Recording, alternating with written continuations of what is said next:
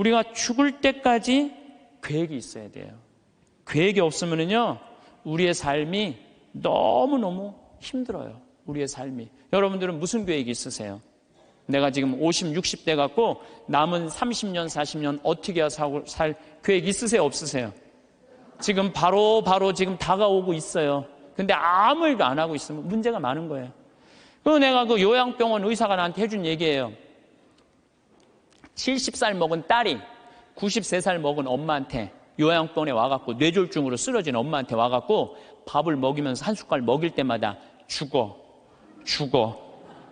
그러더래요. 그래서 왜 엄마한테 밥을 먹으면서 죽으라고 그러느냐? 그랬더니 70살 먹은 딸이 하는 얘기가, 의사 선생님 내 말 좀 들어보라고, 엄마가 91살 때 뇌졸중으로 쓰러졌다는 거예요. 여러분들 90살 넘으면요, 기력 다 떨어질 때, 그렇죠? 거기에 뇌졸중까지 쓰러지면은 길게 살아야 6개월, 1년이에요. 그래서 자식이 75, 73, 70, 그 다음에 68이라는 거야. 그 자기네들도 자식한테 매달려 사는데 그 90살 먹은 엄마 어떻게 모시냐. 병들은 엄마. 마침 엄마가 7천만 원짜리 전세 살고 있었대. 우리 그 전세 빼갖고 엄마 요양병원에 넣자. 삶은 얼마나 살겠느냐. 그래갖고 엄마를 요양병원에 넣은 거예요. 여러분들 근데 이걸 알아야 돼요. 90살 넘어갖고 요양병원에 들어가잖아요. 그럼 의사들이요, 안 죽여요. 살려내요. 그래갖고 2년 동안 이 할머니가 안 죽은 거야. 그러니까 7천만 원을 다 쓴 거야. 다 쓰고 난 다음에 이제 병원비를 안 내니까 모시고 가라. 그러니까 오빠가 모셔라. 아니다, 나는 받은 거 없다. 네가 더 받지 않았냐. 나는 없다. 서로 이래갖고 원수 돼갖고 안 만나는 거야. 70이 넘어서 자식들이. 엄마는 죽지도 않고. 그러니 자식 원수 만들고 91살에 2년 동안 누워서 돈만 축내니 그렇게 살아서 뭐하냐. 그러니 차라리 어떻게 해라? 죽어라. 죽어. 그러면서 먹이더래요. 이게 여러분들 남의 얘기가 아니에요. 여러분들 얘기예요. 여러분들 우물쭈물하다 내 이럴 줄 알았다. 이 꼴 날 분 많아요, 여기. 그냥 아무것도 안 하고, 아무 일도 안 하고. 그래서 저는 여러분들한테 정말 권하고 싶은 거는, 내가 자식들한테 정말 늙어서 구박받기 싫으면 지금 운동해야 돼요. 운동을 하는데 무슨 운동을 했냐면 헬스 해야 돼, 헬스. 헬스장에 다녀야 돼요. 나이를 먹을수록 헬스장에 다녀요. 미국은요, 헬스장에 다 할머니, 할아버지들이 다 다녀요. 그래갖고 돌아가실 때 6개월 이상 고생하면서 돌아가는 분들이 거의 없대요. 95%가 6개월 이내에 거의 다 돌아가신대요. 근데 우리나라는 치매 걸린 할머니, 할아버지가 거의 58만 명이에요. 58만 명. 610만 명 중에 거의 10%에 달하는 할머니가 똥오줌을 싸고 지금 저 누워 있는 거예요. 그러니 그 가족들이 미쳐요, 안 미쳐요? 미치는 거예요. 그러니까 여러분들도 내가 지금부터 삶의 계획을 잘 짜셔야 돼. 내가 이렇게 살아야 되겠다, 저렇게 살아야 되겠다. 이런 계획이 없으면요, 참 힘들어요. 그러니까 여러분들 앞으로 5년 후에 내가 뭘 할 거다, 10년 후에 뭘 할 거다, 20년 후에 뭘 할 거다, 30년 후에 뭘 할 거다. 이거 계획 서 있어야 돼, 안 서 있어야 돼요? 서 있어야 돼요. 그런데 그냥 아무 계획 없는 분들, 여기 지금 50에 은퇴해갖고 나는 아무 계획이 없다. 그러면은 50에 은퇴하면은 죽어요, 안 죽어요? 그 죽으면 너도 편안하고 나도 편안하고 대한민국 다 편안한데 안 죽어요. 50이 넘어서 100살까지 안 죽는 거. 50년 동안 아무 계획이 없는 사람들은 게으르게 살 수밖에 없어요.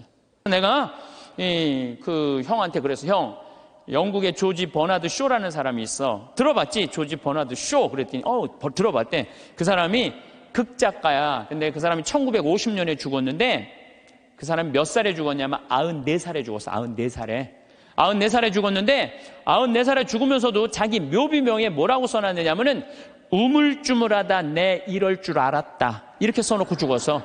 94살에 죽으면서도 우물쭈물하다 내 이럴 줄 알았다, 이러고 죽었어. 무슨 얘기냐면 우리가 내일 하지 하다가요, 소중한 일을 못하는 경우가 많아요. 이 게으른 사람들이요, 내일 할게 그러다가요, 아무 일도 못하고 죽는 경우가 많아요. 어떤 게으른 처녀가 있었어요. 이 처녀는 아무것도 하기 싫은 거야. 머리도 안 감고 세수도 안 하고 이빨도 안 닦고 그냥 감기를 그냥 코에다 맨날 달고 사는 거예요. 밥도 자기 손으로 안 해먹고, 자도 그냥 이불 속에 들어갔다가 그대로 터널 만들어 놓고 그대로 나오는 그런 여자예요. 근데 나머지는 아무것도 내 손으로 안 하는데 꼭 하나 자기가 해야 되는 일이 있어요. 똥은 자기가 싸야 돼요. 똥은 자기가 싸야 돼요. 똥은. 그 똥도 그냥 며칠 그냥 미루다가 그냥 도저히 배가 아파갖고 어쩔 수 없을 때 이제 옛날에 그냥 그 화장실 뒷간에 이제 똥누로 가는 거죠. 똥을 이렇게 앉아서 팔짱을 이제 다리 사이에 끼고 이렇게 보는데 사는 게 너무너무 괴로운 거, 귀찮고. 아유, 사는 게 힘들어, 귀찮고 죽겠다. 근데 감기가 걸리니까 또 힘을 주려니까 콧물이 쭈루룩 나와갖고 발판에 딱 닿은 거예요. 발판에 딱 닿는데 웬만한 여자 같으면 손을 꺼내갖고 이걸 훔칠 텐데 여기 무릎 이거 쪼그린 데서 팔 빼는 게 귀찮은 거야. 이렇게 쳐다보고 있는데 구데기가 한 마리 지나가다가 웬 흰 기둥이 있단 말이야. 이게 뭔가 하고 구데기가 타고 올라오기 시작했어요. 막 타고 올라오는 거야. 막 타고 올라오는데 구데기까지 날 귀찮게 하네. 그리고 막 코끝에 보일랑 말랑 할 때까지 온 거야. 이제 코끝에까지 막 와갖고 귀찮아 죽겠네. 이제 손을 빼갖고 내가 훔쳐야 되겠다. 그런데 갑자기 바깥에서 노크 소리가 땅땅 들린 거예요. 그랬더니 이 여자 너무 깜짝 놀라고 어떻게 했냐면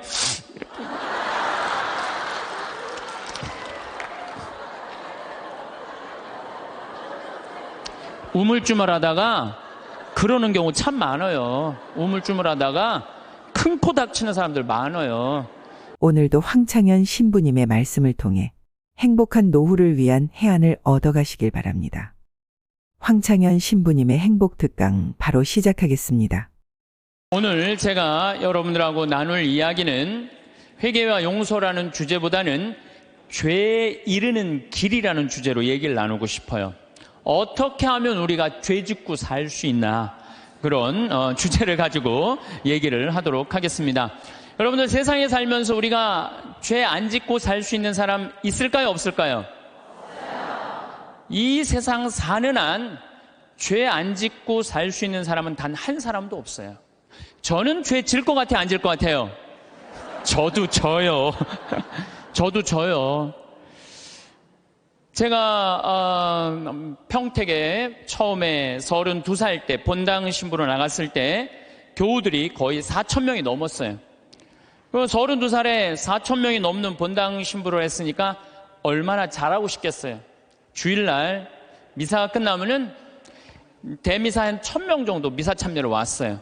그러면은 그 미사 끝에 성당 마당에서 그 교우들 손 한 번씩 잡아주려고 한 분도 안 빼고 손을 잡아주면서 눈인사를 눈 마주치면서 일일이 말은 다 못했지만 눈으로 잘 지냈느냐, 잘 지내라, 이런 마음으로 눈인사까지 다 했어요. 그런데 어떤 경우는 또 교우가 손을 붙잡고 지난주에 우리 집 애가 아파서 병원에 갔다 왔다 이런 얘기를 하면 또 그 얘기 들어줘야 되잖아요. 그래갖고 이렇게 제가 이렇게 얘기를 들어주면서도 귀는 그분 얘기를 듣고 눈은 지나가는 분들 계속 인사를 이렇게. 그래서 저는 제 나름대로 최선을 다해서 교우들 사랑의 마음을 전했다고 생각을 했어요. 근데 다음 주에 고해소에 들어와갖고 자매 하나가 막 우는 거예요. 신부님, 왜 나를 무시하느냐? 내가 돈이 없어 무시하냐? 아니면 사회적 지위가 낮아서 무시하냐? 내가 세상에서까지 무시받는데 성당에 와서까지 무시를 받아야 되느냐? 그게 무슨 말씀이냐고? 그러면은 이 자매가 하는 말이, 왜 지난주에 내 인사를 안 받냐? 남들 인사는 다 받고. 참, 저는 나름대로 교우들한테 다 한다고 했는데 그 와중에도 내가 그분의 인사를 받지 않았기 때문에 그분은 일주일 동안 내가 미웠던 거야. 내가 믿기도 하고 내가 성당에서 신부님한테 내가 이렇게 무시를 당하고 살아야 되나 굉장히 괴로웠던 거죠. 그래서 내가 그 고해성사에 머리를 뒤지고 하는 말이 있어요. 그래, 사는 게 죄다. 사는 게 죄야. 사는 게 죄예요. 어떨 때 보면 이쁜 것도 죄예요. 이쁜 것도. 성당에 이쁜 여자 나오잖아요. 그럼 마음 산란해요. 이쁜 것도 죄야. 또 이쁜 여자가 또 그냥 거기서 그냥 막 성당에서 그냥 활동도 하고 막 빛이 나면은요, 더 미운 거죠. 나는 왜 저렇게 이쁘게 태어나질 못했을까? 어떨 때 보면은 이쁜 것도 죄예요. 여러분들은 성당에 열심히 나오고 싶어요.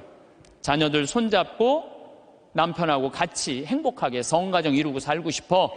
예수, 마리아, 요셉이 이룬 성가정, 여러분 다 그런 꿈이 있죠? 정말로 다 같이 미사 참여 손잡고 하고 싶은 꿈이 있는데, 자식은 성당 가자고 그러면은 마치 성당 가는 건 구닥다리나 하는 것처럼 엄마나 가라고 그러고 성당 가는 거 무시할 때, 내가 무시당하는 게 아니라 예수님까지 무시당하는 기분 들 때 우리가 너무너무 슬퍼요. 남편은 또 술 먹고 바람 피고 때리고 폭력을 하면은, 여러분들 그런 남편 정말로 죽이고 싶을 때도 있잖아요. 정말 난 착하게 살고 싶은데 마음에 죽이고 싶은 생각이 들 때가 있어요. 얼마 전에 어떤 할머니가 56년 동안 남편이 계속 때렸던 거예요. 근데 이 할아버지가 이 병이 누워갖고 치료하자고 그러는데도 또 그날도 때린 거예요. 그러니까 할머니가 홧김에 그 할아버지를 결국은 죽였잖아요. 그러니까 그 할머니는 평생 맞으면서도 가정을 지키고 싶었던 거예요. 그런데 그런 조그만 죄들이 쌓여서 제 생각에는 큰 죄가 되는 것 같아요. 조그만 죄들이. 나는 착하게 살고 싶은데 세상이 가만 놔둬요, 안 놔둬요? 가만히 안 놔두잖아요. 나 성당에서 신앙생활 열심히 하고 싶은데 다른 사람이 나 욕하고 헐뜯으면은 내 마음 안에서 미움이 생겨요, 안 생겨요? 나는 정말로 착하게 살고 싶은데 남들이 가만히 안 놔두는 거야. 또 보이스피싱 있잖아요. 이 금쪽 같은 아들이 서울 가서 공부 잘하고 있는데 갑자기 전화가 한 통 온 거예요. 지금 아들이 교통사고가 나갖고 지금 병원에 내가 데려다 준 사람이다. 이 응급실에 있는데 수술 안 하면은 죽는다. 빨리 돈 좀 보내라. 아니, 아들이 죽는다는데 묻지도 따지지도 않고 어떻게 해요? 돈 300만 원 보내줬어. 그랬더니 한 10분 후에 아들이 전화하는 거, 엄마 잘 있느냐고. 멀쩡한 아들이. 이미 돈은 보냈는데. 그렇게 2008년부터 3만 건이 넘는 보이스피싱에 우리 순진한 사람들이 얼마만큼의 돈을 손해를 받느냐면 3,700억을 손해를 봤어요. 3,700억을. 그러니까 그 착한 사람들이 그렇게 돈이 사기당했다고 생각했을 때 화가 나요, 안 나요? 화가 나요. 착하게 살고 싶은데도 세상이 가만히 놔두지 않는 거예요. 근데 여러분들, 여기 계신 여러분들 대부분이 착하게 살고 싶은 분들일 거예요. 그러니까 이 시간에 여기 나왔겠죠. 한번 착하게 살아보고 싶은 의지가 있는 분들 아니에요. 근데 남을 죄짓게 하는 사람들은 반드시 하느님께서 거기에 응당한 대가를 치른다고 예수님 말씀하시잖아요. 예수님께서 이런 말씀을 하시죠. 남을 죄짓게 하는 일이 일어나지 않을 수는 없다. 참 중요한 말을 해요. 우리가 세상을 살면서 남을 죄짓게 하는 일을 안 일어날 수는 없다. 그러나 불행하여라. 그러한 일을 저지르는 자, 이 작은 이들 가운데 하나라도 죄짓게 하는 것보다 연자매를 목에 걸고 바다에 내던져지는 편이 훨씬 낫다. 너희는 스스로 조심하여라. 우리 이 세상 살아가면서요, 나도 죄를 안 짓고 살아야 되지만 나로 하여금 다른 사람이 죄를 져서는 안 된다는 거예요. 그래서 항상 죄에 대해서 경계를 해야 되는 거죠. 그래서 여러분들 주위 중에 지금 사기치는 사람들, 남 괴롭히는 사람들, 이런 사람들 누가 다 대신 벌 줄 거야? 하느님께서 대신 다 벌 줄 거예요. 그래서 여러분들이 직접 벌 주지 마세요. 누구한테 미뤄? 하느님한테 미뤄. 하느님이 좀 알아서 좀 해달라고. 그래서 이 세상에서 제일 회개시키기 힘든 사람이 어떤 사람이냐면은 자기는 죄 지은 게 하나도 없고 다 남 탓이라고 생각하는 사람. 마누라 실컷 두들겨 패고 난 다음에 당신 마누라 때리면 안 된다고 그럴 때 나는 잘못한 거 하나도 없다. 저 마누라가 잘못해서 내가 두들겨 팬 거다. 이런 사람은 회개시킬 수가 없어요. 그러니까 여기 계신 분들 중에 나는 지금 잘하고 있는데 남들이 잘못돼갖고 내가 죄를 짓는 거다. 내가 때리거나 이러는 거다. 이거 큰 위험에 빠진 분들이에요. 옛날에 러시아에 신부님이 한 분 계셨어요. 이 신부님은 이렇게 시내 본당 신부님이었어요. 근데 이렇게 가정방문 아침에 나가고 병자성사를 나갈 때 보면 그 앞에 몸 파는 여자들이 그냥 성당 앞에 시내니까 쫙 있었어요.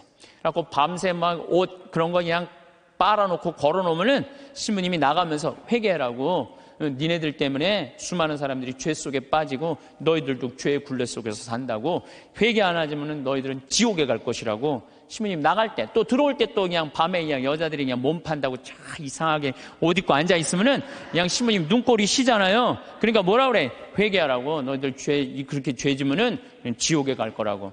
그래서 신부님은 평생 그 여자들한테 회개하라고 얘기를 했어요. 그래도 이 여자는 먹고 살아야 되니까 그냥 신부님이 그럴 때마다 눈물을 흘리고 회개를 했어요. 그런데 신부님이 그렇게 열심히 하늘나라 선포하다가 돌아가셨어요. 돌아가셨는데 신부님이 돌아가신 날 그 성당 앞에서 맨날 몸 팔던 여자도 같이 죽은 거야. 똑같은 날. 그래갖고 이제 베드로 성인 앞에 갖고 이제 천당, 지옥, 연락, 도정을 딱 받으려고 이렇게 줄 서서 있는데 신부님이 가만히 보니까 평생 몸 팔고 살던 여자가 앞에 딱 서 있는 거야. 이 여자가 내 앞에 있네? 그래갖고 이제 저 여자 평생 죄 짓고 산 여자니까 저 여자는 지옥에 갈 거야. 그리고 이렇게 있는데 베드로 성인이 그 여인을 보더니 안다는 듯이 싹 웃으면서 이 치부책을 대충 넘기는 거야.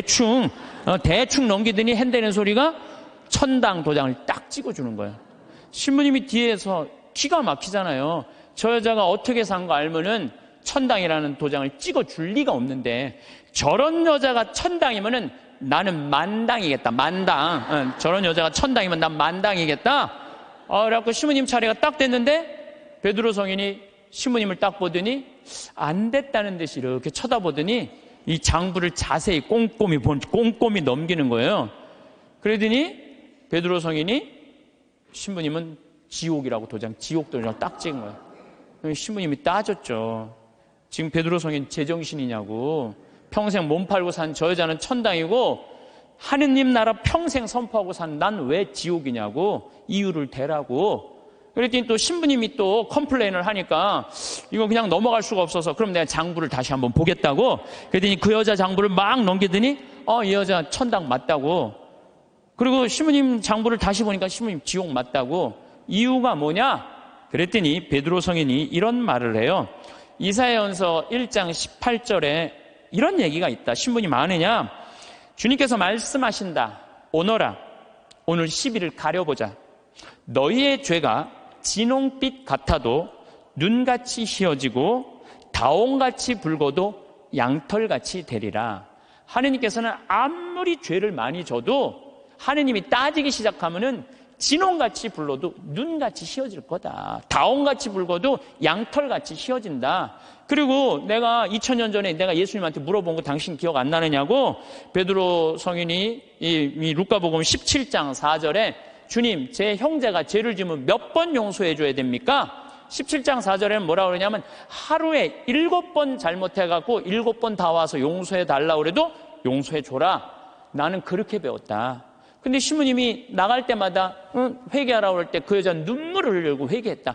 그럴 때마다 나는 2000년 전에 예수님이 세워놓은 원칙에 따라서 다 용서해 줬다. 그래서 이 여자는 평생 매일매일 용서를 빌어서 이제는 용서해 줄 게 없다. 근데 신부님은 평생 살면서 남 회개해라, 그냥 지옥에 간다 말은 했는데 신부님은 한 번도 하늘에 대고 눈물을 흘리면서 용서 청한 적이 없다. 근데 신부님이 평생 살면서 죄 한 번도 안 졌냐? 봐라, 이거 평생 쌓인 장부 한번 쫙 해고 신부님이 그걸 보고 한 말도 안 하고 스스로 지옥으로 걸어 들어갔다는 이야기가 있어요. 인간으로 태어난 이상 우리가 죄를 안 짓고 살 수는 없습니다. 근데 제가 이렇게 가만히 보면요, 시골에서 사는 분보다는 도시에서 사는 분들이 죄를 훨씬 더 많이 져요. 시골에는요, 죄 질 일이 거의 없어요. 제가 우리 평창 읍내 이렇게 저녁에 나가보면은요, 여기 도시에 와보면 막 빙글빙글 막 이상한 이발소 막 돌아가는 거 천지잖아요. 우리는 하나도 없어요, 그런 게. 죄 짓고 싶어도 질 수가 없어요, 죄 짓고 싶어도.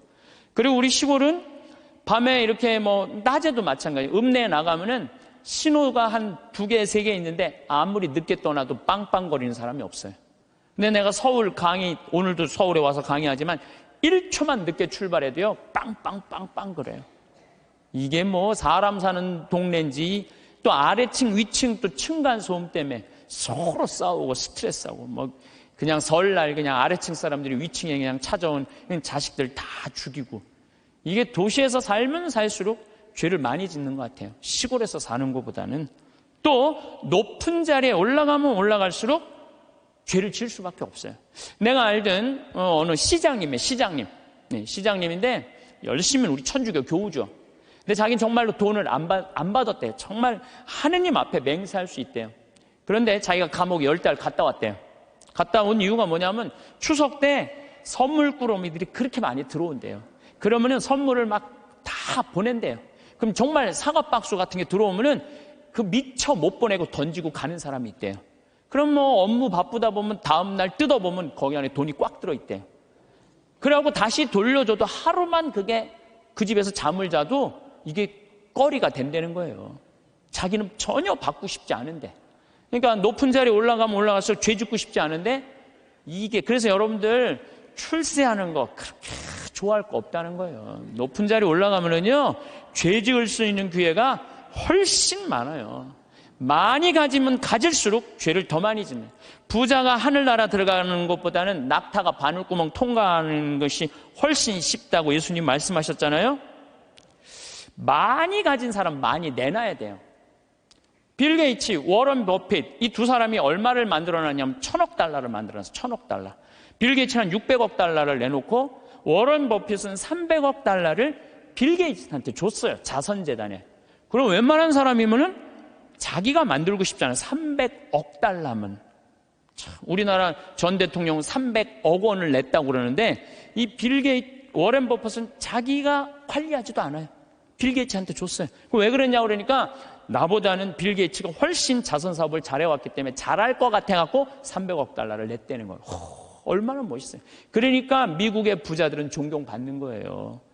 근데 우리나라 부자들은요, 이게 내놓는 걸 떼어놔서 안 떼어먹으면 다행일 텐데 이 세금으로 떼어먹으니까 우리나라는 부자에 대한 거부 반응이 있는 거예요. 예수님이 그랬어요. 많이 가진 사람은 많이 내놔야 된다. 많이 가진 사람. 하느님께서 많이 준 얘기는 많이 나누라고 그러는데 이게 여러분들 루카복음 16장에 부자와 나자로 얘기 알죠? 부자는 잘 먹고 잘 살았어. 하다못해 나자로 떨어지는 부스러기도 개가 나자로 종기 핥았어요. 근데 마지막 날에는 나자로는 아브라함 품에서 참 호강을 하고 부자는 뜨거운 불똥이 있어요. 물 한 방울 그것도 못 먹었잖아요. 예수님이 그러잖아요. 살아생전에 너무 고생을 했기 때문에 이 나자로는 호강을 하는 거. 당신은 부자인데 아무것도 나누지 않았고 고생하는 거다. 그러니까 우리가 돈이 많고 출세하면 할수록 뭐에 가까우냐면 죄에 가까운 거예요. 그만큼 뭐가 많아? 책임이 많기 때문에 책임이. 없는 게 속편한 게 있어요. 예수님은 이방인, 죄인들, 창녀들이 먼저 천국 간다는 말이 저는 요즘 조금 이해가 돼요. 버림받고 가난하고 빼곡고 힘없는 사람 천당 갈 확률이 많아요. 근데 여기가 지금 수서성당이란 말이에요. 우리나라에서 제일 잘 사는 동네란 말이야. 약간 위험하지 않을까. 그러니까 여러분들은 어떻게 해야 돼? 더 많이 내놔야죠. 요즘 저는 중국을 이렇게 보면요 걱정돼요. 여러 가지로 걱정돼요. 5살짜리 아이 막 눈알 빼고 막 그렇죠? 50살짜리 얼마 전에도 할아버지도 눈알 막 빼가고 참 이 살아있는 사람들 눈알을 빼가요. 또 애들 1살 2살짜리 유괴해다가 팔아먹는 이게 수두룩하다는 거예요. 그거 팔아먹는 사람이 300명이 넘는다는 거예요. 그거 얼마 전에 잡았잖아요. 그러니까 중국이요 저는 하느님을 믿지 않아서 반성을 하지 않는 나라예요. 쉽게 말하면 회개하지 않는 나라예요. 얼마 전에도 제가 그 중국에서 올린 동영상 유튜브를 봤는데 길 가면서 이렇게 소매치기 할아버지가 잡았어요. 그랬더니 잡았다고 그 할아버지를 길에서 때리는데 한 명도 모르는 척하는 거예요. 한 명도 말리는 사람이 없는 거예요. 이 막대기로 때리는데도. 중국 사람들은 남 일을 관여하지 않는데요. 관여했다가는 더 큰 화를 입어서. 양심이 완전히 없는 거죠. 돈만 벌으면 뭐예요? 요즘 중국이 돈 잘 버는데 이게 회개하지 않으면은 회개하지 않는 나라 또 있잖아요. 일본도 똑같은 나라예요. 제가 보기에는. 예. 그래서 우리가 정말로 회개를 하고 살아야 된다. 그러면 우리가 어떻게 죄를 질 수 있느냐? 우리가 자그만 죄들이 커서 큰 죄가 되는데 그 자그만 죄, 우리가 큰 죄로 가는 첫 번째 뭐냐면 게으름이야, 게으름. 덴마크 속담에 이런 얘기가 있어요. 젊어서 게으름은 늙어서 도적이 된다고 그래요. 게으른 사람이요, 다 남 욕하고 비난하고 사기치는 거예요, 대부분이. 얼마 전에 우리 동창 신부들 모임이 있었어요. 한참 재미나게 노는데 내 정말 친한 형이 전화를 받더니 그러더라고요. 뭐라고? 죽었다고? 아씨, 왜 죽어? 좀만 기다리지. 아씨, 내가 찾아가려고 그랬는데 왜 죽었어? 장례 미사가 언제야? 그렇게 묻더라고요. 월요일 날 전화를 받았으니까 수요일 날 수원 모전동 성당에서 장례 미사라고 알아서 그렇게 딱 끊더라고요. 그래서 내가 너무너무 존경하고 좋아하는 형이길래 형 신부를 형, 경남 형 무슨 얘기야? 그랬더니 유일하게 대자가 한 명이 있는데 위암 말기였대요, 4기. 근데 이제 신부인 대부를 이제 보고 싶었던 거, 그 신부님이 대부니까. 그래서 보고 싶다고 연락이 계속 왔대요. 계속 왔는데 내일 가지 이렇게 미루다 보니까 대자 죽은 걸 못 본 거야. 그러니까 그냥 내일로 미루다가 그 소중한 대자 죽는 걸 못 본 거예요. 여러분들, 이런 분들도 많아요. 성당 나가. 나중에 나갈게. 내가 좀 더 늙으면 나갈게. 그러다가 성당 나가서 회개도 안 하고 정말 하느님 만나지도 않고 그러다가 갑자기 죽는 경우 많아요. 막 게으른 처녀나 내일 가지 그러다가 그 중간에 그냥 시모님한테 병자성사도 못 받고 죽는 사람이나 뭐 달라요? 달릴 게 뭐 있어요? 우리 생태마을에는 이제 그 여름에 환경 피정을 해요. 전국에서 70개 성당이 와요. 그럼 애들이 한 3,000명 정도 와요. 그럼 2월 달에 예약이 끝나요. 그럼 어떤 성당은 2월 달부터 계속 답사 와요. 답사 오고 프로그램 확인하고 선생님, 신부님, 수녀님들이 다 와갖고 궁금한 거 있으면 다 물어봐. 그런 성당들은요, 와서 프로그램 잘하고 가요. 근데 어떤 성당은 답사도 안 오고 전화도 안 하고 프로그램 문의도 전화 안 해. 6월달, 7월달 하기 전에 6월달에 오리엔테이션을 해요. 전국에 있는 성당에 다 오라고 그래갖고 하루. 그래서 프로그램 다 답사식. 그것도 안 와. 아무 준비도 안 하고 딱 왔다가 내가 이럴 줄 알았으면 여기 안 왔다고. 그리고 그냥 2박 3일 동안 싸우고 가는 성당들도 있어요. 보면은. 인생에 있어서 준비가 안 돼 있는 사람들은 항상 싸워요. 항상. 보면은, 우리 생태마을에도 우리 직원들 이렇게 보면은, 야, 여기 고추밭에 대 좀 한 100평 좀 전부 다 걷어놔. 저녁에 와보면 안 걷어놨어. 왜 안 걷어놨어? 태풍이 온다고 그랬다, 누가 일을 시켰다. 계속 핑계를 대요. 그럼 내가 잘라요. 게으른 사람은 어떻게 했어요? 자르면 또 우린 대개 서울, 경기도에서 이제 다 취직을 해갖고 하잖아요. 집에 가갖고는 또 뭐라고 하냐면 그 생태마을 망해야 된다고 그런 데는 막, 예. 꼭 게으른 사람들이 남 핑계를 많이 대요. 마태복음 24장 45절에 보면 충실한 종과 불충실한 종 얘기가 나와요. 주인이 자기 종에게 집안 식솔들에게 제때 양식을 내줬는데 그렇게 하는 슬기로운 종이 있는가 하면은 주인이 늦게 오려니 하고 술 먹고 때리고 이래갖고 주인이 갑자기 어느 날 왔을 때 당황한다 이거죠. 그러니까 여러분, 저는 제가 신학교 때 무슨 세미나를 했느냐 하면은 30년 전 얘기예요.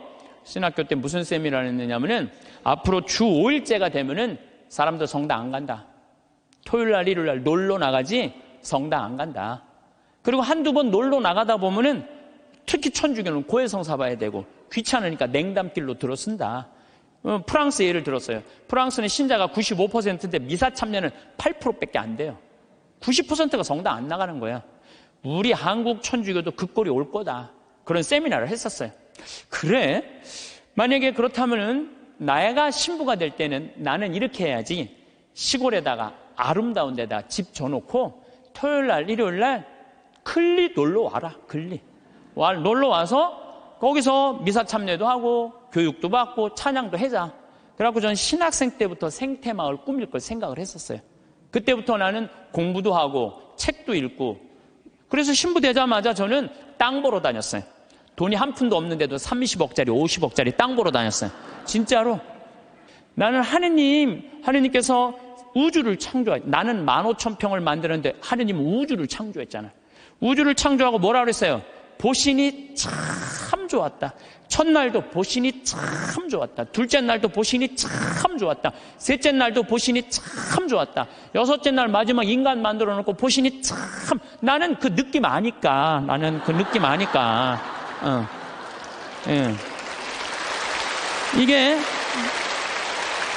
내가 이제 우리 이 평창 생태마을을 꾸며놓으니까 교우들도 많이 오고, 그랬더니 이제 주교님께서 저를 부르시더니 수원 교구에 15만 평이 있다는 거예요. 여주에. 거기를 생태마을로 꾸미라는 거예요. 그래서 요즘 제가 그 생태마을 꾸미느냐고 진짜 바빠요. 그러니까 그냥 하루가요 금쪽 같아요. 15,000평 꾸미는데 15년 걸렸는데 15만 평 꾸미려면 몇 년이 걸릴 것 같아요. 이제 경험도 있고, 나름대로 이제 역량도 생겼으니까 거기 한 10년 정도는 충분히 꾸밀 것 같아요. 그러니까 저는 60살 때까지 할 일이 줄을 서서 기다리고 있는 거예요. 그러니까 게으를 시간이 없는 거예요, 게으를 시간이. 근데 이번 3월 달에 아프리카 잠비아를 갔는데 80만 평의 농토를 수녀님들이 갖고 있더라고요. 근데 2만 평밖에 안 한 거, 2만 평밖에. 그래서 수녀님 왜 이 넓은 농토를 다 풀밭으로 그냥 황무지로 놔두고 왜 2만 평밖에 농사를 못 짓느냐? 그랬더니 신부님 기계가 아무것도 없는데 손으로 한 사람이 최대한 농사 지을 수 있는 게 1000평이에요, 1000평. 거기 한 20명 되는데 20명이 다 줘봐 2만 평밖에 못 하는 거. 기계 살 돈이 없다는 거예요. 그래서 내가 수녀님한테 약속을 했어요. 수녀님, 내가 한국에 가갖고 포크레인, 트랙터, 경운기 다 사서 보내줄 테니까 걱정하지 말아라. 내가 내년에는 이 80만 평 완전히 농장으로 만들어주겠다. 그렇게 약속을 그냥 하고 왔어요, 제가. 그냥 하고 왔는데, 아니, 여기 딱 한국에 와갖고 제가 강의 때 몇 번 얘기했어요. 좀 도와줬으면 좋겠다. 한 2억 정도면 될 것 같으니까 여러분들 도와줬으면 좋겠다. 근데 교우들이 또 우리 절에 다니시는 분들, 교회 다니시는 분들까지 보내주는 거예요. 근데 3억이 들어왔어. 난 2억이면 되는데 굳이 3억까지 들어와. 3억. 그런데 막상 포크레인을 사고 트랙터를 사고 경운기를 사고 이래 보니까 딱 3억이 드는 거예요. 그러니까 하느님 계산하고 내 계산하고는 달랐던 거예요. 하느님은 3억인데 제가 왜 2억이라고 그럴까? 하느님이 3억을 보내준 거죠. 근데 요즘은 시절이 좋아갖고 택배로 다 가요. 그래서 내가 오늘 인천항에 가서 내일 이제 택배로 가는 거 축성 다 해주고 그리고 왔어요. 그러니까 이제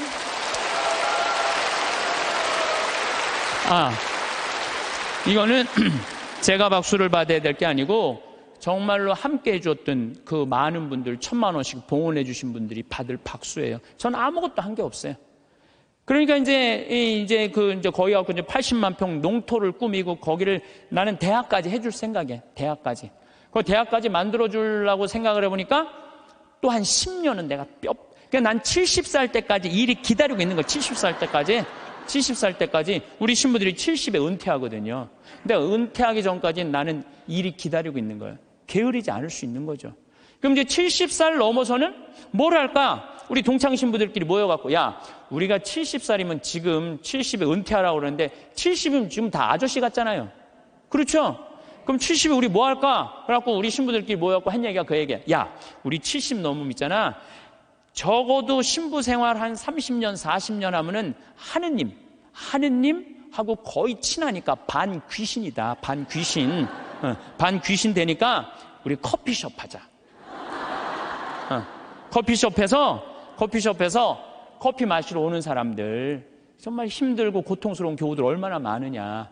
근데 본당 신부님 바쁘니까 면담도 못하고 커피 타주면서 면담하면 앉아서 면담해주고 우리 동창이 20명 되니까 하루에 돌아가면서 해봤자 일주일에 하루만 나가서 일하면 되는데 우리 요즘은 4주8자 커피숍도 많더라. 야, 우리 신부들도 은퇴해갖고 그거 해주자. 제가 그런 얘기 해요. 사도 바오로가 데살로니가 후서 2서 3장 16절에서 15절에 이런 얘기를 해요. 무질서하게 살아가면서 우리에게서 받은 전통을 따르지 않는 형제는 누구든지 멀리 하십시오. 우리는 여러분과 함께 있을 때 무질서하게 살지 않았고 아무에게서도 양식을 거저 얻어먹지 않았으며 오히려 여러분 가운데 누구에게도 폐를 끼치지 않으려고 수고와 고생을 하며 밤낮으로 일하였습니다. 사도 바오로도요, 하느님을 전하면서도 교우들한테 폐 끼치기 싫어갖고 어떻게 밤낮으로 그물 짜는 일을 했다는 거예요. 그물 짜는 일. 사람은요, 일을 해야 돼요. 일 안 하는 사람들이 다 남 탓하고 남 비난하고 이러는 사람들, 일 안 하는 사람들이, 사실 우리는 여러분 곁에 있을 때 일하기 싫어하는 자는 먹지도 말라고 거듭 지시하였습니다. 일하기 싫어하는 사람은 먹지도 말라 이거예요. 그런데 듣자 하니 여러분 가운데 무질서하게 살아가면서 일은 하지 않고 남의 일에만 참견만 하는 자들이 있다고 합니다. 일 안 하면 할 일이 없는데 뭐 할 것 같아요? 참견하는 거예요. 여러분들 50, 60 넘어갖고 부부싸움 왜 하는 줄 알아요? 남편들하고 부부싸움 왜 하는 줄 알아요? 할 일이 없으니까. 할 일이 없으니까 싸우는 일밖에 없는 거예요. 그냥 아내 뭐 반찬을 왜 이렇게 했느냐, 청소를 이렇게 했냐, 그냥. 그러니까 젊었을 때 그냥 제발 일찍 퇴근하라고 그래도 그냥 일찍 집에도 들어오지 않더니 늙어선 굳이 집에 들어오지 않아도 되는데 그냥 때 따라 철 따라 그냥 집에 들어와갖고 그냥 일이 없으니까 챙겨내는 게 일이. 그런 사람들에게 우리는 주 예수 그리스도의 이름으로 지시하고 권고합니다. 묵묵히 일하여 자기 양식을 벌어 먹도록 하십시오. 오늘도 내일도 아무 계획이 없거나 일이 없으면 사는 게 지겨워요. 일이 없으면 지겨워요. 우리는 저는 어렸을 때 시골에서 농사 졌어요. 옛날에는요, 다 일해야지 먹고 살았어요. 전 7살 때 벼를 베었어요. 사람들이 믿지 못하겠지만 할머니들은 이해가 할 거예요. 7살 때 벼를 베었어요. 벼를 베고 아버지가 꼭 이 뒤에다가 꼭 볕단을 한 단씩 져줬어요. 그럼 그걸 지고 집에까지 갔었어야 돼. 그 지고 가면 목이 얼마나 따가운지 몰라요. 그래갖고 지금도 기억이 안 되니까 논두렁에 내가 이렇게, 그게 무거우니까 기대고 한 얘기가 있어. 아유, 사는 게 이렇게 힘드네. 이렇게. 그러니까 옛날에는요, 중고등학교, 학교도 못 다녔지만은 옛날에는요, 애들이 10살, 15살 다 일했기 때문에 문제 있는 애들이 없었어요. 근데 요즘은요, 아버지만 일해도 다 먹고 살아. 나머지는 일을 안 해도 돼. 근데 학생은 뭐가 전문이에요? 뭐가 일이에요? 학생한테는 공부가 일이죠. 그런데 여러분들 이걸 알아야 돼요. 대한민국 이 병을 고쳐야 돼요. 애들이요, 중학교 1학년 때까지는 따라가요, 공부를. 근데 중학교 2학년만 되면 못 따라가요. 갑자기 함수, 2원 1차 연립 방정식 이런 게 막, 미지수 이런 게 막 나와요. 그러니까 애들이 이해를 못하는 거예요. 중학교 2학년만 되면은. 영어도 막 관계 대명사, 관계 부사. 내가 2학년 교과 과정을 다 이거 강의하느라고 뽑아봤어. 나도 모르는 게 많더라고. 나도 모르는 게. 그러니까 중학교 2학년 애들은요, 몸은 크지 이해는 안 되지. 엄마는 공부하라고 그러지. 학교 가면은 수업 시간에 알아듣는 건 하나도 없지. 신경질이 나요, 안 나요? 그러니까 이 중학교 2학년 애들이 무서운 거예요. 그래서 무서운 거, 얘네들이. 얼마 전에도 중학교 2학년 애가 선생님한테 욕을 하고 그냥 신경질 했는데 창문을 깨갖고 그냥 여기 붕대를 감고 왔더라고. 중학교 2학년이요, 무시무시해요. 얼마 전에 미국에서도 중학교 2학년 애 총 쏴서 선생님 죽였잖아요. 북한이 왜 전쟁을 못 일으켜요? 중학교 2학년 애들이 무서워서 전쟁을 못 일으켜요. 얘네들이 무슨 일을 할 줄 몰라갖고. 여러분 혹시 자녀들 중에 중학교 2학년, 걔네들 무서워요. 중학교 2학년 애들. 요즘은 그 운전면허인데도 초보 운전 이거 안 써붙인대잖아요. 차 뒤에다가 중2 타고 있으면 이것만 써붙이면 그냥 아무도 안 건드려. 아무도. 그러니까 중학교 2학년 때부터 어떤 일이 벌어지느냐면은 중학교 2학년, 3학년, 고등학교 1, 3학년 5년 동안 이해 안 되는 상태에서 5년을 학교를 다니는 거예요. 그러니까 이때부터 뭘 하느냐면 게임을 하는 거예요. 이때부터 게임을 하는 거예요. 그건 이해가 되니까. 게임은 이해가 되잖아요. 몇 번만 하고. 그리고 시험을 한 번 못 보면 그걸로 끝나지만 게임은 한 번 실패해도 다음에 다시 기회 줘요, 안 줘요? 머리만 살면 계속 기회를 주잖아요. 그러니까 애들이 게임에 미치는 거예요. 그러니까 5년 동안 게임을 하면은요, 정상적인 애들이 거의 없어요. 근데 독일은요, 딱 7학년제로 해갖고 중학교 2학년 딱 나이 돼갖고 얘가 공부를 이해를 한다. 그럼 인문계 학교로 보내요. 공부를 이해 못한다. 그럼 기술학교로 보내요. 기술학교로. 그러니까 얘네들은 스트레스 받을 일이 하나도 없는 거야. 우리나라는 이해하는 놈이나 못하는 놈이나 다 고등학교 3학년 때까지 가는 거야. 이제 내일 모레 이제 수능 볼 때까지 다 같이 가는 거야. 수능 볼 때까지. 그러니까 5년 동안 얘네들이 다 학교 폭력에, 왕따에, 자살에 수많은 문제들을 일으키는 거예요. 공부 못하는 애들은요, 학교 가갖고 운동을 하든지, 아니면 내가 지금 잠비아에 트랙터 경운기 포크레인 보내듯이 트랙터 경운기 포크레인을 배우든지, 그럼요, 걔네들 절대 문제 일으키지 않아요. 일이 없으니까, 학교에 가고 일이 없으니까 얼마나 지겹겠어요. 거기다가 그냥 학원 밤까지. 그러니까 애들이 미치는 거예요. 그러니까 요즘 애들이 제정신 있는 애들이 별로 없는 거죠. 그래서 제가 항상 드리는 말씀이 그거예요. 고등학교 3학년 여러분들 자녀들 가운데, 고등학교 3학년 자녀들 가운데 애는 착해. 등치는 산만하고 머리가 안 돌아가. 그런 애들은 우리 생태마을에 취직시키세요. 우리 생태마을에 지금 농장도 10명이 필요하고 주방도 10명이 필요해요. 왜냐하면 농장에요, 천지가 돈이에요. 여러분 고개만 돌리면 천지가 돈이에요. 왜? 이 10월 1일부터 한 20일까지 깻잎 따거든요. 깻잎만 작년에 우리가 5천만 원어치 깻잎을 담아서 팔아요. 그러면은 2억 원어치를 따도 2억 다 팔아요. 근데 딸 손이 없는 거야. 딸 손이. 깻잎 끝나고 나면 콩잎, 이 콩잎 누런 거 이거 다 돈이에요. 다 돈이에요. 그것만 따갖고 된장 속에 박아두면은 서울 사람들 그것만 먹으면 이거 어디서 사느냐고. 다 돈이야, 다 돈. 근데 뭐가 일이 없다는 거예요. 내가 우리 수원교구 주부에다가도 고등학교 3학년 아이들 중에 튼튼한 아이들, 수능 시험 못 본 애들, 이런 애들, 착한 애들, 이런 애들 취직 원서 내라고 내가 수없이 지금 내도 고등학교 3학년 졸업한 애들은 한 명도 없어요. 뭐냐면 내 자식만은 농사 안 시키겠다 이거예요.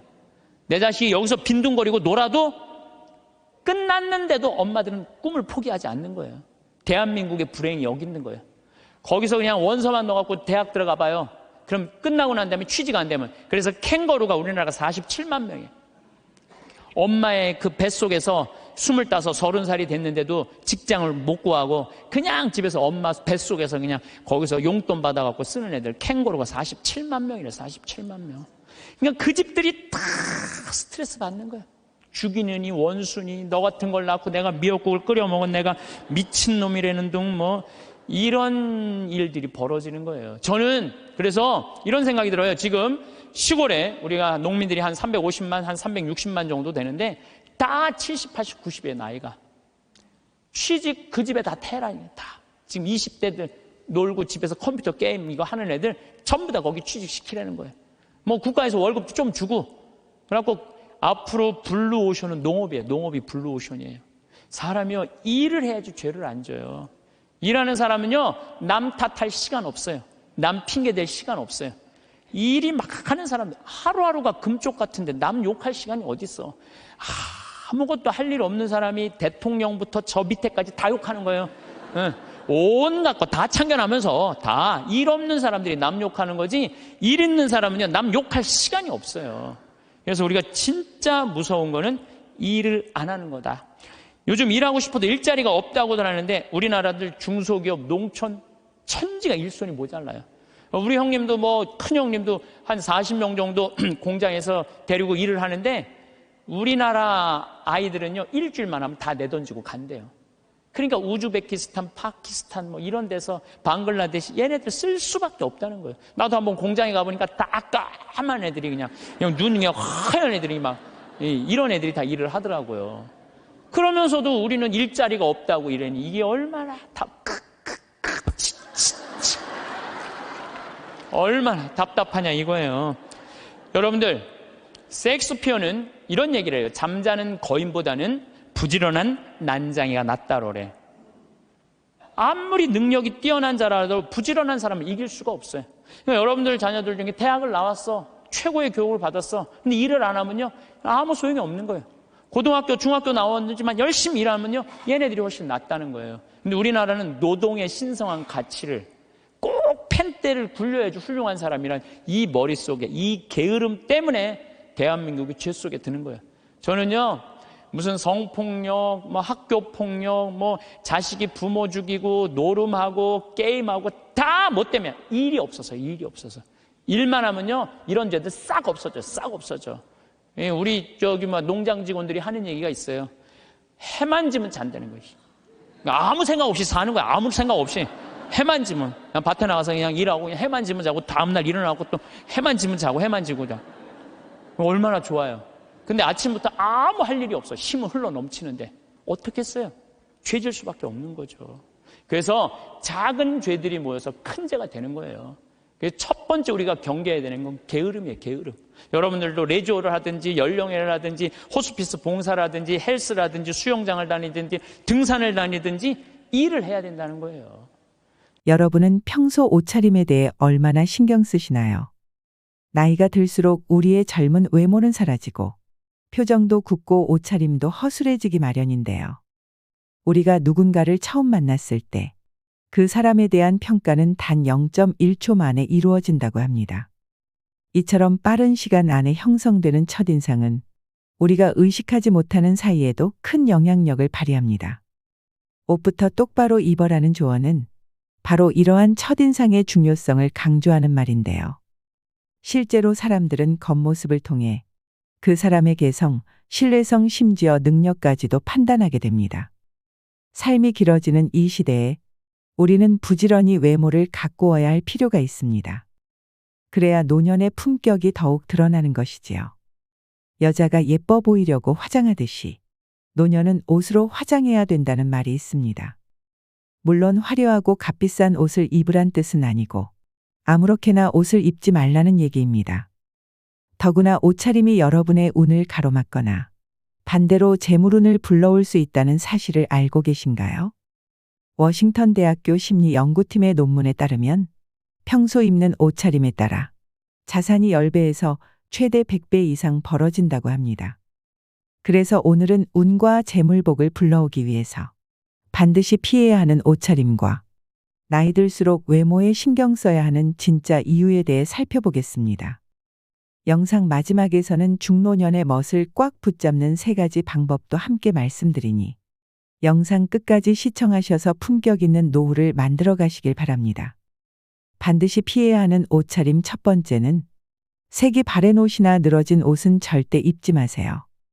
옷이 늘어나고 색이 바랬다는 것은 이미 그 옷의 수명을 다했다는 이야기입니다. 이는 버려야 할 옷을 입고 다닌다고도 볼 수 있는데요. 이는 나에게 생기가 넘쳐나고 있느냐, 사기가 넘쳐나고 있느냐 하는 문제입니다. 즉, 내가 번영해 갈 사람인지 몰락해 갈 사람인지를 암시하는 중요한 문제라는 것이지요. 또한 세탁소에서 주는 철제 옷걸이도 사용하시면 안 됩니다. 녹이 슬거나 곰팡이, 먼지가 있는 곳은 풍수학에서는 가장 나쁜 것이라고 말합니다. 옷장은 습기가 많은 곳이고 철로 만들어진 세탁소 옷걸이는 시간이 지나면서 녹이 슬기 마련인데요. 더구나 철제 옷걸이는 옷의 형태를 잘 잡아주지 못하기 때문에 빨리 늘어나게 되는데 이런 옷을 입은 사람에게는 어느 누구라도 호의를 가지기가 어렵고 그 사람의 이미지에 악영향을 줍니다. 녹이 슬지 않고 옷 모양을 잘 잡아줄 수 있는 플라스틱 옷걸이나 나무 옷걸이를 사용하셔야 됩니다. 또 한 가지는 옷이나 옷장에서 좋지 않은 쾌쾌한 냄새가 난다면 힘든 삶을 살아가게 됩니다. 옷장과 옷방 환기를 자주 시키고 습기제와 방향제를 넣어두는 것도 잊지 마셔야 됩니다. 반드시 피해야 하는 옷차림 두 번째는 낡은 운동화나 구두는 절대 신으시면 안 됩니다. 여러분, 운을 막는 최고의 요소는 바로 신발이라고 합니다. 신발은 매일 다양한 장소를 다니기 때문에 여러 가지 운을 흡수하는데 운이 좋은 장소에 데려다주는 신발이 깨끗하면 운도 저절로 따라 들어온다고 하는데요. 반면 오래된 낡은 신발에는 음의 기운으로 가득 차 있기 때문에 꼭 버려주셔야 됩니다. 또 낡고 더러운 운동화나 구두를 신고 다니는 사람은 행동과 생각에 조심성이 없다는 반증이기도 합니다. 한마디로 편한 대로 또 하고 싶은 대로 하고 살아가는 사람이라는 이야기입니다. 사람은 한 걸음을 걸어도 디뎌야 할 곳과 디디지 말아야 할 곳을 구분하지 못할 것이며 그 사람의 무의식 속에 새겨져 그 사람의 생각과 말, 행동에도 영향을 줄 것입니다. 즉, 때와 장소를 가리지 않고 하고 싶은 대로 하는 사람이 될 것입니다. 낡은 신발을 신는 사람을 좋아하는 사람은 없겠지요. 절대 좋은 기회가 주어지지 않기 때문에 인생의 운과 재물 역시 가로막히게 될 것입니다. 신발은 늘 깨끗하게 유지하고 낡은 것은 새 것으로 바꿔주셔야 됩니다. 또한 운동화의 밑창이 다르면 뛰고 걸을 때마다 완충되는 곳이 없어 발바닥과 무릎, 허리가 그 충격을 그대로 흡수하게 됩니다. 그렇게 되면 관절과 척추의 염증을 쉽게 유발할 수 있는데요. 아무리 마음에 드는 운동화라도 밑창에 마모된 곳이 있으면 반드시 갈아주어야 나이가 들수록 허리가 아프지 않습니다. 반드시 피해야 하는 옷차림 세 번째는 검은색 옷에는 꼭 이것을 함께 갖추어야 합니다. 검은색 옷 좋아하시는 분들 정말 많으시죠? 깔끔하기도 하면서 편하고 때탈 걱정도 없고 부담 없는 색상입니다. 다만 검은색 옷을 입으실 때는 안에 입는 옷의 색깔은 완전히 달라야 하는데요. 오행학적으로 검은색은 휴식과 마침을 의미하는 것이며 죽음과 멈춤을 의미하는 것이기 때문입니다. 과학적으로도 검은색 옷을 매일 입으면 건강이나 기분에도 영향을 미친다고 합니다. 이는 검은색이 주는 파장 효과 때문입니다. 색에는 심리를 좌우하는 생체적인 파장이 있습니다.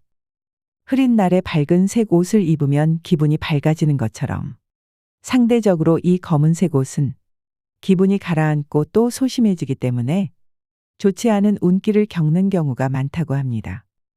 되도록 밝은 색의 옷을 자주 입는 것이 좋겠지만 검은색 옷을 입으실 경우에는 꼭 밝은 색의 옷과 같이 입어서 색의 중화를 만들어줘야 함을 명심하셔야 됩니다.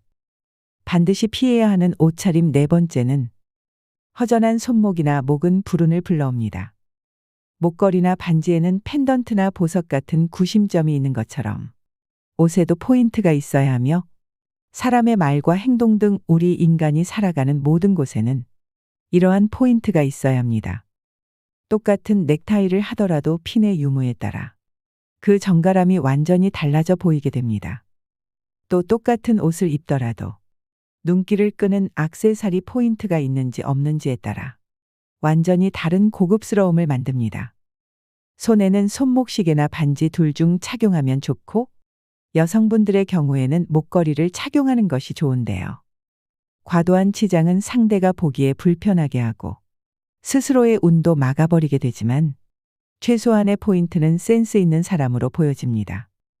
다만 검은색 줄이나 쇠 목걸이를 하고 다니시는 분들이 있는데 이것은 피해 주셔야 됩니다. 금, 은을 제외한 다른 물질로 만들어진 목걸이는 기운을 막아버리기 때문입니다. 센스 있는 액세서리 사용은 여러분을 귀티나게 보이도록 할 것이며 이것이 여러분의 운을 살아나게 하고 재물을 부를 것입니다. 반드시 피해야 하는 옷차림 다섯 번째는 구겨진 정장이나 외투는 꼭 다려서 입으셔야 합니다. 여러분 외투나 정장이 구겨졌다는 것은 이 사람이 아주 게으른 사람이다라는 것을 반증하는 모습입니다.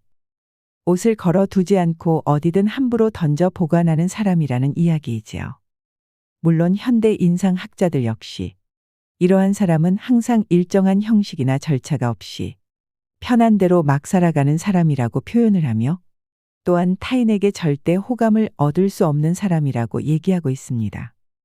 우리 조상님들 역시 그 어려운 생활 여건 속에서도 의복 손질은 항상 정갈하게 하셨고 의관을 정제한다라는 표현을 쓰시므로 옷차림 하나 삐뚤어지지 않아야 한다라고 말씀하셨습니다.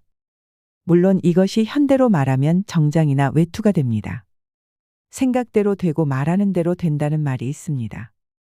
여러분의 생각이 바르고 여러분의 행동이 바르다는 것을 타인에게 보여주는 가장 첫 번째 모습이 바로 정장과 외투입니다. 예전 EBS 방송에서 옷차림의 중요성에 대해 방영된 적이 있었는데 같은 남성이 다른 옷차림을 한 모습을 바라보는 여자의 인터뷰였는데요. 남성이 정장을 입으니 연봉이 꽤 높아 보이고 호감 있어 보인다고 답했고 일상복과 청바지의 옷차림을 보곤 백수일 것 같다. 연봉이 굉장히 낮을 것 같다고 이야기했습니다. 단정한 정장이나 외투의 옷차림은 우리의 외모뿐만 아니라 자아를 표현하고 자신감을 높여주는 중요한 요소입니다. 올바른 스타일의 옷을 선택하고 입는 것은 우리의 자아를 발전시키고 다른 사람들과의 소통을 원활하게 만들어줍니다. 우리의 삶에 긍정적인 변화를 가져다 줄 수 있는 중요한 부분이라고 할 수 있습니다. 그렇다면 나이 들수록 외모 관리에 신경 써야 되는 진짜 이유는 무엇일까요? 첫 번째는 감정 노화를 막습니다. 여러분은 미용실을 다녀오면 어떤 기분이 드시나요? 여성분들이 헤어스타일을 바꾸면서 종종 하는 말이 있습니다. 바로 기분 전환인데요. 나빴던 일을 털어버리고 뭔가 변화를 주고 싶을 때 참 효과 있는 방법 중 하나입니다.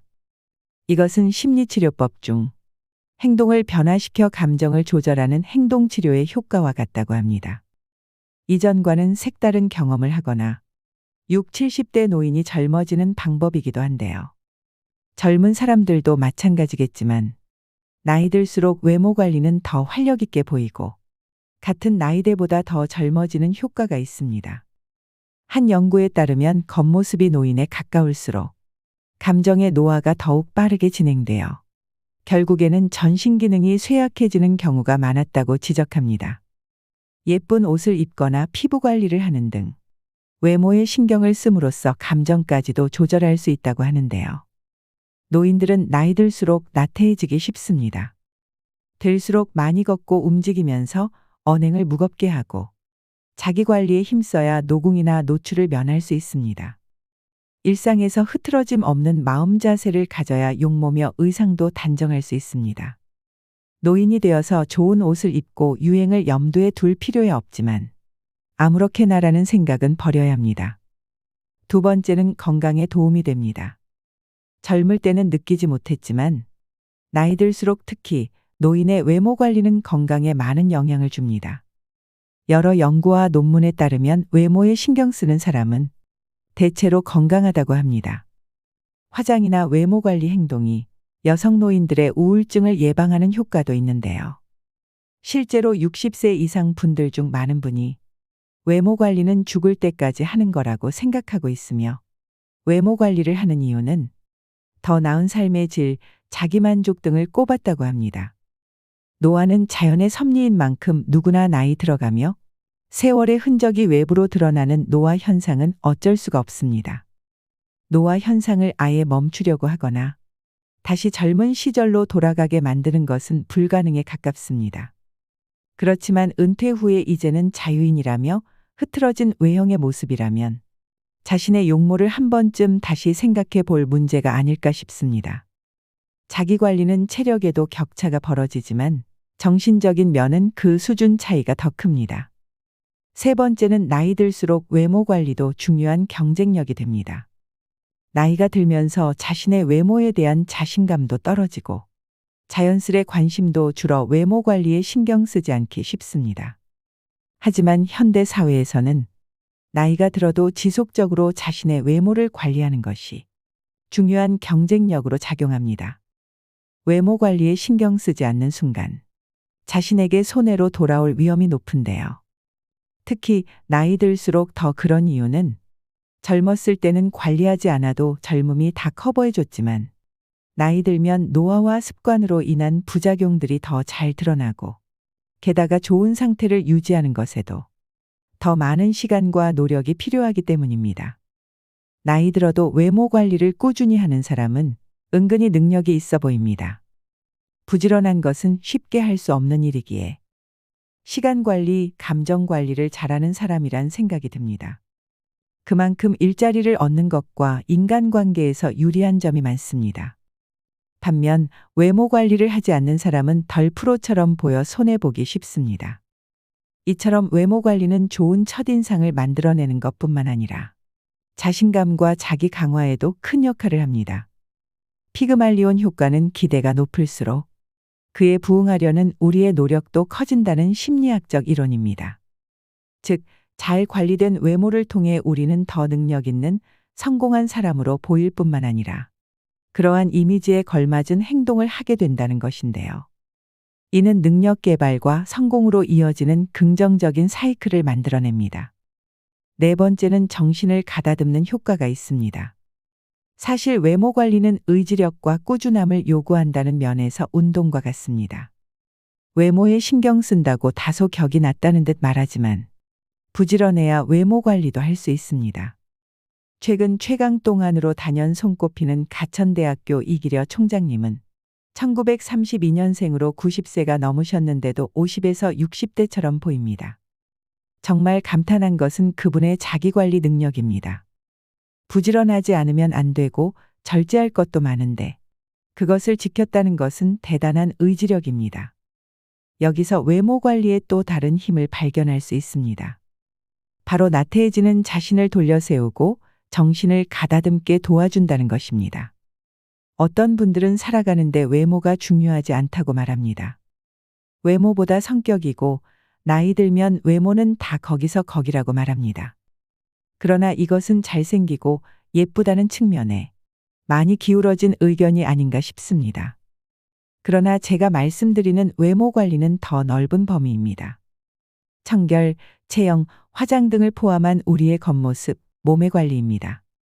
이러한 외형의 관리가 정신을 가다듬는 내적 충실에도 상당히 도움이 된다는 점을 말씀드리는 것입니다. 그렇다면 중노년의 멋을 꽉 붙잡는 방법에는 어떤 것이 있을까요? 첫 번째, 볼품없게 살을 빼면 볼품없게 늙는다. 사람은 나이가 들수록 기초대사량이 낮아져 살을 빼기 힘든 몸이 됩니다. 무리한 다이어트로 살을 뺐다 하더라도 그 괴로움이 얼굴에 고스란히 드러나 버리죠. 무리한 다이어트보다는 몸과 마음을 건강하게 가꿀 수 있는 좋은 습관을 들이셔야 됩니다. 두 번째, 옷으로 체형을 보정하자. 옷에 몸을 맞추면 자연스럽게 이상적인 체형에 가까워진다는 것을 아시나요? 마냥 편한 옷만 고르지 말고 때로는 등줄기가 곧게 펴지는 옷을 입어보세요. 특히 좋은 패턴의 코트나 재킷은 체형 보정 효과가 뛰어납니다. 세 번째, 심플함도 전략이 필요합니다. 심플한 코디는 자칫 잘못하면 평범하고 재미없어 보일 뿐입니다. 옷을 고를 때 반드시 한 가지 아이템은 단조롭지 않고 특징이 있는 것으로 매치하셔야 됩니다. 헤어스타일이나 메이크업에 포인트를 주는 것도 좋습니다. 나이가 들수록 옷차림을 바꾸는 것은 스스로에게 새로운 바람을 불어넣는 일입니다. 옷차림부터 마음가짐까지 변화를 두려워하지 말고 점점 바뀌어가는 내 모습을 즐기셨으면 좋겠습니다. 나이는 숫자일 뿐 젊음이란 발랄하고 경쾌한 마음이 아닐까요?